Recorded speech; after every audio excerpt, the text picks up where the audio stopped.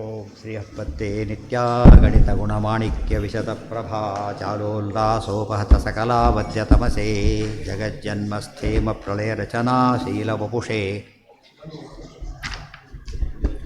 ನಮೋ ಅಶೇಷಾಮ್ನಾಯ ಸ್ಮೃತಿಹೃದಯದೀಪ್ತಾಯ ಹರಯೇ ನಾರಾಯಣಂ ಯತ್ವಶಬ್ದಾಬ್ಧೌ ಗಾಢಾ ನ ಚ ನಿಗಮಚರ್ಚಾಸು ಚತುರಾಃ ನ ಚ ನ್ಯಾಯೇ ಪ್ರೌಢಾಃ ನ ಚ ವಿದಿತವೇದ್ಯಾ ಅಪಿ ವಯಂ ಪರಂ ಶ್ರೀಮತ್ಪೂರ್ಣಪ್ರಮತಿಗುರುಕಾರುಣ್ಯಸರಣಿಂ ಪ್ರಪನ್ನಾಃ ಮಾನ್ಯಾಃ ಸ್ಮಃ ಕಿಮಪಿ ಚ ವದಂತೋಪಿ ಮಹತಾಂ ನಾರಾಯಣಂ ನಿಖಿಲಪೂರ್ಣಗುಣೈಕದೇಹಂ ನಿರ್ದೋಷಮಪ್ಯತಮಮಪ್ಯಖಿಲೈಃ ಸುವಾಕ್ಯೈಃ ಅಸ್ಯೋದ್ಭವಾದಿತಮಶೇಷವಿಶೇಷತೋಪಿ ವಂದ್ಯಂ ಸದಾ ಪ್ರಿಯತಮಂ ಮಮ ಸನ್ನಮಾಮಿ.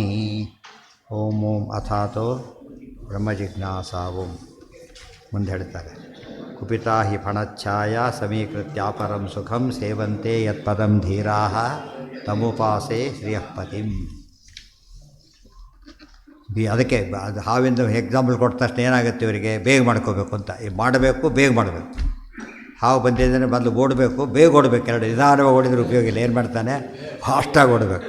ಅದಕ್ಕೋಸ್ಕರ ಇರಬೇಕು. ಸಾಧನೆ ಅವಶ್ಯವಾಗಿ, ಸಾಧನೆ ಓಡೋದೇ ಸಾಧನೆ. ಈಗ ಅಲ್ಲಿಂದ ಏನಾಗಬೇಕು, ಓಡಬೇಕು. ಅಲ್ಲಿಂದ ಸಂಸಾರ ಹಾವು ಅಂತ ಹೇಳಿದ ಮೇಲೆ ಏನು ಮಾಡ್ಬೇಕಂದ್ರೆ ತಪ್ಪಿಸ್ಕೋಬೇಕು. ನಿಧಾನ ತಪ್ಪಿಸ್ಕೋಬಾರ್ದು. ಹೇಗೆ ತಪ್ಪಿಸ್ಕೋಬೇಕಂದ್ರೆ ಇಷ್ಟ ಹೋಗ್ಬೇಕು. ಅರ್ಥ ಆಯ್ತು? ಎಷ್ಟೋ ಥರದ ಆ್ಯಕ್ಸಿಡೆಂಟ್ ಎಲ್ಲಿ ಸಿಕ್ಕರಲ್ಲಿ ಕೆಳಗೆ ಹಾರಿಬಿಡ್ತಾರೆ. ಅಲ್ಲಿ ಕೆಳಗೆ ಏನಿದೆಯೋ ಗೊತ್ತಿಲ್ಲ ಅವರಿಗೆ. ಬಟ್ ಇಲ್ಲಿಂದ ಪಾರಾಗಬೇಕು. ಫಸ್ಟ್ ಕೆಲಸ ಒಳ್ಳೇದಾಗುತ್ತೆ, ಕೆಲಸ ಇಲ್ಲೂ ಅಪಾಯಕ್ಕೆ ಬಿಡ್ತಾರೆ. ಅದು ಬೇರೆ. ಇಲ್ಲಿ ಹಾಗಲ್ಲ, ಶೂರಾಗಿ ಒಳ್ಳೆಯದೇ. ಏನಾಯಿತು, ಹುಟ್ಟು ಎಷ್ಟು ಕಷ್ಟ ಅಂತ ಗೊತ್ತಾದರೆ ಈಗ ಭಾಗ್ಯ ಸಾಧನ ಶರೀರವಿದು ನೀತ ಇದೆ ಕೊಟ್ಟದ್ದು ಸಾಧಾರಣವಲ್ಲ ಸಾಧುಪ್ರಿಯ. ಅವಕಾಶ ಉಪಯೋಗಿಸ್ಕೋಬೇಕು ಅದನ್ನು. ಈಗ ಹೇಳ್ತಾರೆ ದ್ವಿತೀಯ ಪಾದ. ಈಗ ವ್ಯಕ್ತಿರಶ್ಮಿ ಅಂದರೆ ಹಿಂದೇನಾಯಿತು, 2ನೇ ಅಧ್ಯಾಯದ ಕೊನೆಯ ಪಾದ ಒಂದು ದಿವಸಕ್ಕೆ ಮುಗೀತು. ಆಮೇಲೆ 3ನೇ ಅಧ್ಯಾಯದ ಕೊನೆ ಒಂದು ಪಾದ ಕೂಡ ಹಾಗೆ ಆಯಿತು. 2ನೇ ಪಾದದಿಂದ ಶುರುವಾಗುತ್ತೆ. ಭಕ್ತಿರಸ್ಮಿನ್ ಪಾದೇ ಉಚ್ಯತೆ. ಮೊದಲನೇ ಪಾದಕ್ಕೆ ಏನು ಹೆಸರು ಸಾಧನಾಧ್ಯಾಯಕ್ಕೆ? ವೈರಾಗ್ಯ. ಫಸ್ಟ್ ವೈರಾಗ್ಯ ಬರೋದು. ವೈರಾಗ್ಯ ಬರದೇ ಹೋದರೆ ಸಾಧನೆಗೆ ಅರ್ಥನೇ ಇಲ್ಲ. ಮತ್ತು ವೈರಾಗ್ಯ ಇಲ್ಲದ ಓದಿದರೆ ಕೆಟ್ಟ ಹಾಳಾಗಿ ಹೋಗ್ಬಿಡ. ವೈರಾಗ್ಯ ಇಲ್ಲದವನಿಗೆ ವೈರಾಗ್ಯ ಹಸಿವು ಅಂತ ಅರ್ಥ. ಹಸಿವು ಊಟ ಮಾಡೋದಕ್ಕೆ ಏನಿರಬೇಕು? ಫಸ್ಟ್ ಅರ್ಹತೆ ಹಸಿವಿರಬೇಕು. ಹಸಿವಿಲ್ದವನಿಗೆ ಅನ್ನದ ಬೆಲೆ ಗೊತ್ತಾಗೋದಿಲ್ಲ. ಹಸಿವಿಲ್ದವನಿಗೆ ಅನ್ನದ ಬೆಲೆ ಗೊತ್ತಾಗಲ್ಲ. ವೈರಾಗ್ಯ ಇಲ್ಲದವನಿಗೆ ಜ್ಞಾನದ ಬೆಲೆ ಗೊತ್ತಾಗಲ್ಲ. ಜ್ಞಾನದ ಬೆಲೆ ಅದಕ್ಕೆ ಜಿಜ್ಞಾಸ ಅಂತ ಕರೆದು. ಅದು ಬುಭುಕ್ಷ, ಇದು ಜಿಜ್ಞಾಸ. ಹಸಿವಿದ್ದವನಿಗೆ ಅನ್ನ, ಜಿಜ್ಞಾಸೆ ಇದ್ದವನಿಗೆ ಜ್ಞಾನ. ಆದ್ದರಿಂದ ಇಷ್ಟೆಲ್ಲ ವೈರಾಗ್ಯ ಬಂತು. ಈಗ ಯೋಚನೆ ಮಾಡಿ, ಹಾಗಿದ್ದರೆ ಹೇಗೆ ಪಾರಾಗಬೇಕು ನಾವು? ಅದು ಭಕ್ತಿ ಮಾಡಬೇಕು. ಸಾಧನೆಯ ಮುಖ್ಯ ಸಾಧನೆ ಯಾವುದು? ಭಕ್ತಿ. ಅದು ಹೆಸರೇಂತಿಟ್ಟರು? ಭಕ್ತಿಪಾದ ಅಂತ ಹೆಸರಿಟ್ಟು. ಭಕ್ತ್ಯರ್ಥಂ ಹಿ ಭಗವನ್ ಮಹಿಮೋಕ್ತಿ. ಅದು ಭಕ್ತಿ ವಿಷಯ ಎಲ್ಲಿ ಬಂದಿದೆ ಅಂದರೆ ದೇವ್ರ ಮಹಿಮೆ ಹೇಳ್ತಾ ಇದ್ದಾರಲ್ಲ. ಮಹಿಮೆ ಹೇಳಿದ ತಕ್ಷಣ ಏನಾಗುತ್ತೆ ನಮಗೆ? ಭಕ್ತಿ ಆಟೋಮೆಟಿಕಲಿ ಬಂದ್ಬಿಡುತ್ತೆ. ಇತಿ ಪಾದ ಪ್ರತಿಪಾದ್ಯಂ ಭಾಷ್ಯೇವ ಸ್ಫುಟಂ. ಇದರ ಭಾಷ್ಯದ ಮಾತುಗಳೇ ಅವಿಷ್ಟು ಕೂಡ. ಇದು ಯಾವುದು? ಭಕ್ತಿರಸ್ಮಿನ್ ಪಾದೇ ಉಚ್ಯತೆ ಭಕ್ತ್ಯರ್ಥಮಿ ಭಗವನ್ ಮಹಿಮೋಕ್ತಿ ಅಂತ ಭಾಷ್ಯ. ಅದು ಉತ್ತರತ್ರ ವಕ್ಷ್ಯಾಮಃ ಇತಿ ಆಶಯೇನ ಆಶಯವಾನ್ ಏತತ್ ಪಾದಾಧಿಕರಣೇಶು ಪೂರ್ವಪಕ್ಷ ಸಿದ್ಧಾಂತಯುಕ್ತಿ ಸಂಗ್ರಹೇಣ ಪಶ್ಚಾದಿತಿ.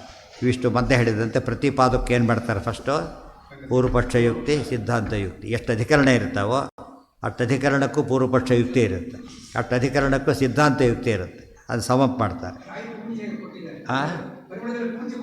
ಯಾವುದನ್ನು? ಹೌದು ಬರದೆ ನ್ಯಾಯವಾಣದಲ್ಲಿ ವಿಧಾಯ ಬರುತ್ತೆ.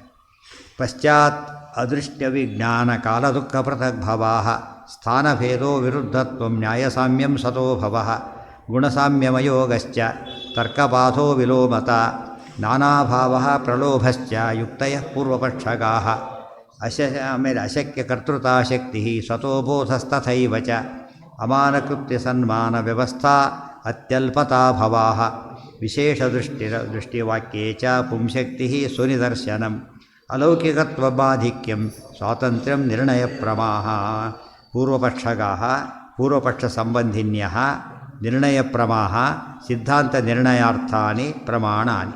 ಪೂರ್ವಪಕ್ಷಗಾ ಯುಕ್ತಯ ಅಂದರೆ ಪೂರ್ವಪಕ್ಷಕ್ಕೆ ಸಂಬಂಧಪಟ್ಟ ಯುಕ್ತಿಗಳು.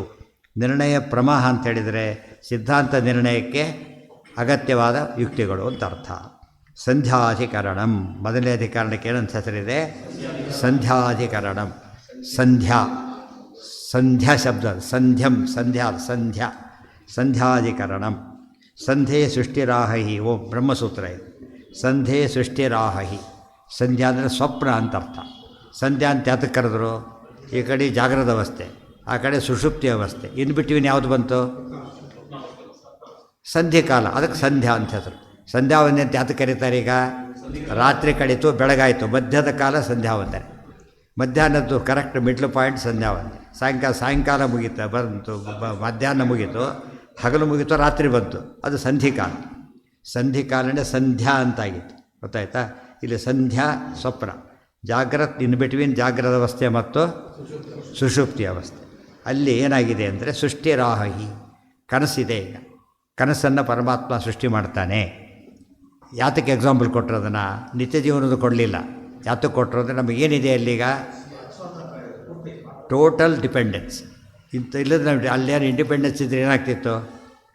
ಒಳ್ಳೊಳ್ಳೆ ಕನಸಾರು ಕಾಣ್ಬೋದಾಗಿತ್ತು. ಆ್ಯಕ್ಚುಲಿ ಒಳ್ಳೊಳ್ಳೆ ಕನಸುಗಳು ಆ್ಯಕ್ಚುಲಿ ಆಗಲಿಲ್ಲ. ಕನಸಾದರೂ ಕಾಡಬೇಕು. ಕನಸು ಕೂಡ ನಮ್ಮ ಕೈ ಬಿಡೋದು. ದುಸ್ವಪ್ನ ಬಿಡ್ತಾನೆ ಇರಲಿಲ್ಲ. ಕನಸೆಲ್ಲ ನಮ್ಮ ಕೈಲಿದ್ದದ್ದು ಏನಾಗ್ತಿರಲಿಲ್ಲ?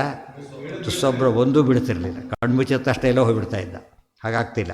ಯಾಕೆಂದರೆ ಅದು ತೋರಿಸ್ತಾರೆ. ಈಗ ನಮ್ಮ ರೋಲ್ ಏನೂ ಇಲ್ಲ, ನೋಡ್ತಾ ಇದ್ದೇವೆ. ಅದೇ ಎಕ್ಸ್ಟೆಂಡ್ ಮಾಡ್ಕೋಬೇಕು. ಇದೇ ರೀತಿಯಲ್ಲಿ ಎಲ್ಲ ಕಡೆ ಆಗುತ್ತೆ. ಸ್ವಪ್ನದಲ್ಲಿ ನಮ್ಮ ರೋಲ್ ಹೇಗಿಲ್ಲವೋ ಅದೇ ರೀತಿಯಲ್ಲಿ ಬೇರೆ ಕಡೆ ಕೂಡ ಇಲ್ಲ.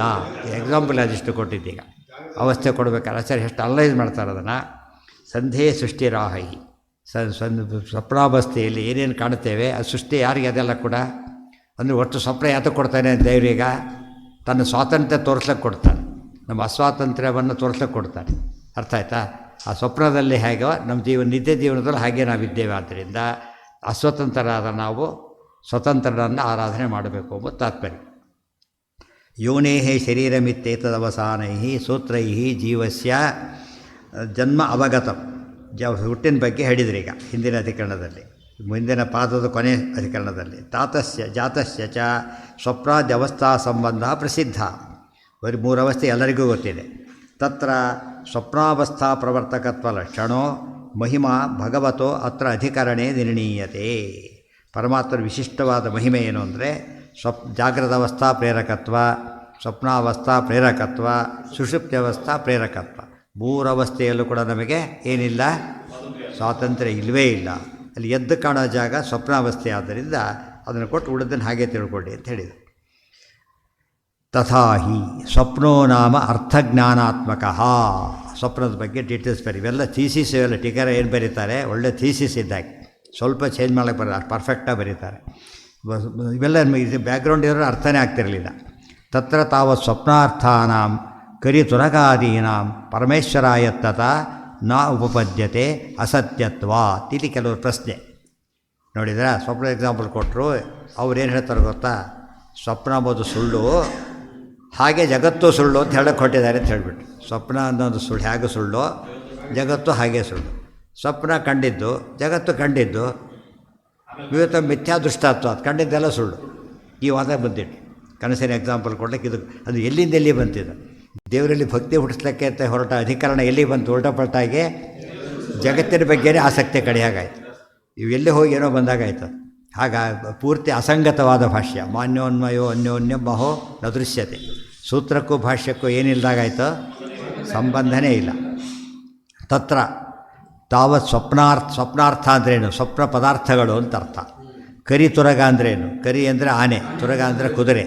ಕರಿತುರಗಾದೀನಾಂ ಪರಮೇಶ್ವರಾಯತ್ತತ ನಾವು ಉಪಪದ್ಯತೆ.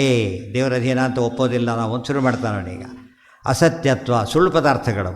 ತಾವದಿಮೆ ಅನಾದಿನಿತ್ಯ ನ ತಾವದಿಮೆ ಅನಾದಿನಿತ್ಯ. ಅನಾದಿನಿತ್ಯ ಅಲ್ಲ ಇವು ಸ್ವಪ್ನ ಖಂಡದಲ್ಲಿ ಪದಾರ್ಥಗಳು. ಪೂರ್ವ ಪಕ್ಷಗಳು ಹೇಗೆ ವಾದ ಮಾಡ್ತಾರೆ ಅಂದರೆ ಅದರಲ್ಲಿ ತಮಗೊಂದು ಪಾಯಿಂಟ್ ಇದೆ ಅಂತ ಹೇಳೋದಕ್ಕೋಸ್ಕರ ಅದಕ್ಕೆ ಅಲ್ಲಿ ಹೇಳೋದು ಏನಂತ ಹೇಳಿದರು? ಪಶ್ಚಾತ್ ಅದೃಷ್ಟ ವಿಜ್ಞಾನ. ಅದು ಫಸ್ಟ್. ಅದು ಸ್ವಪ್ನ ಪದಾರ್ಥಗಳು ಯಾತಕ್ಕೆ ಸುಳ್ಳು ಅಂದರೆ ಅನಾದಿನಿತ್ಯ ಅಲ್ಲವು.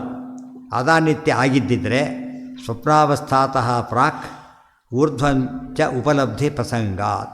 ಸ್ವಪ್ನಾವಸ್ಥೆಗಿಂತ ಮುಂಚಿತವಾಗಿಯೂ ಕಾಣಬೇಕಾಗಿತ್ತು, ಆಮೇಲೂ ಕಾಣಬೇಕಾಗಿತ್ತು. ಸ್ವಪ್ನದಲ್ಲಿ ಏನೋ ಒಂದು ದುಡ್ಡು ಬಂದಾಗ ಇದ್ದೇ ಇರಬೇಕಲ್ಲಿ, ಇಲ್ವಲ್ಲ? ಅದರಿಂದ ಏನದು ಸುಳ್ಳು ಅಂತ ಅರ್ಥ. ಬಟ್ ಕೆಲವು ಇದೆಯಲ್ಲ, ವಿಜಯದಾಸರು ಕಂಡಿದ್ದು ತೊಂಬರು ಎಲ್ಲ ಸಿಕ್ತು, ಹಾಗೇ ಇತ್ತು. ಏನೇನು ಸಿಕ್ತೋ ಎಲ್ಲ ಬಂತು ಹಾಗೆ. ಅರ್ಥ ಆಯ್ತಾ? ಅರ್ಜುನ ಪಶುಪತಾಸ್ತ್ರ ಕೊಡಿಸಿ, ಪಶುಪತಾಸ್ತ್ರ ಇದೆ. ಅರ್ಥ ಆಯ್ತಾ? ಈಗ ಸ್ವಪ್ನದಲ್ಲಿ ಕಂಡಿದ್ದು ಆ್ಯಕ್ಚುಲಿ ಮಂತ್ರಹಸ್ತಿ ಕೊಟ್ಟಾಗ ಬೀಳುತ್ತೆ, ಮಂತ್ರಹಸ್ತಿ ಕೈಲಿರುತ್ತಾಗ ಎಷ್ಟೋ ಜನಕ್ಕೆ ಅಂಥ ಕನಸು ಬೀಳುತ್ತೆ ತಿಳಿತಾ. ಅದು ಬರೀ ಮಂತ್ರಾಕ್ಷತೆ ಇಲ್ಲದೆ ಅಂತ ಕನಸು ಬಿದ್ದರೂ ಒಳ್ಳೆಯದೇನೆ. ಆ್ಯಕ್ಚುಲಿ ಮಂತ್ರಾಕ್ಷತೆನೇ ಇದ್ದುಬಿಟ್ರೆ ಇವ್ರು ಬಾಬಾಗಳು ಕೊಟ್ಟೋದನ್ನು ನಂಬ್ತಾರೆ, ಇದನ್ನು ಒಪ್ಪೋದಿಲ್ಲ. ಆ್ಯಕ್ಚುಲಿ ಅದು ನಿಜವಾದ ಸುಳ್ಳು ಅಲ್ಲಿರೋದು, ಸುಳ್ಳು ಭ್ರಾಂತಿ ಅದು. ಆ ಕೈ ಚಳಕ ಅಂತಾರಲ್ಲ, ಇವ್ರನ್ನ ಯಾಕಡೆ ಮಾಡಿ ಆಮೇಲೆ ಯಾಮಾರಿಸ್ಬಿಡ್ತಾರೆ. ದೇವರು ಯಾಮಾರಿಸೋದಿಲ್ಲ ಇಲ್ಲಿ. ದೇವರು ಏನು ಮಾಡಿಸರು ಯಾಮಾರಿಸೋ ಪ್ರಸಂಗ ಸುಳ್ಳು ಮಾಡೋದಿಲ್ಲ ದೇವರು. ವಿದ್ಯಮಾನ ಅಪಿ ಉಪಲಬ್ಧ ಸಾಧನೇಶು ಚಕ್ಷುರಾದಿಷು ಅನುಪರತೇಷು ನೋಪಲಭ್ಯಂತೆ ಉಪಲಭ್ಯಂತೆ ಚ ಉಪರತೇಷು ಇತಿ ಸಂಭವತಿ ನಚಾನ್ಯತ್ರ ಗತಾಹ. ಆ ಪಾಯಿಂಟ್ ಅಷ್ಟೇ ಇಲ್ಲಿ ನಾಳೆ ದಿವಸ ನೆನ್ಪಿಟ್ಕೋಬೇಕು. ಸ್ವಲ್ಪ ಯೋಚನೆ ಮಾಡ್ಕೊಂಬಂದರೆ ಸ್ವಪ್ನ ಬೇಕು ಗೊತ್ತಾಗುತ್ತೆ. ಸ್ವಪ್ನ ಪದಾರ್ಥಗಳ ಸ್ಥಿತಿ ಏನು, ಸುಳ್ಳೋ ಸತ್ಯನೋ ಅಂತ ಪ್ರಶ್ನೆ. ಅದು ಗೊತ್ತಾದರೆ ಎಷ್ಟು ಉಪಯೋಗ ಆಗುತ್ತೆ ಗೊತ್ತೋ ಸ್ವಪ್ನ ದೃಷ್ಟಾಂತ. ಹಿಂದೆ ಹೇಳಿದ್ದಾರೆ ವೈತರಿಮಾಚಾರ ಸ್ವಪ್ನಾದಿವತ್ತಂತ ಹಿಂದೆ ಬಂದಿದೆ. ಆ ಸೂತ್ರ ಈ ಪೂರ್ತಿ ಅರ್ಥ ಆಗುತ್ತೆ.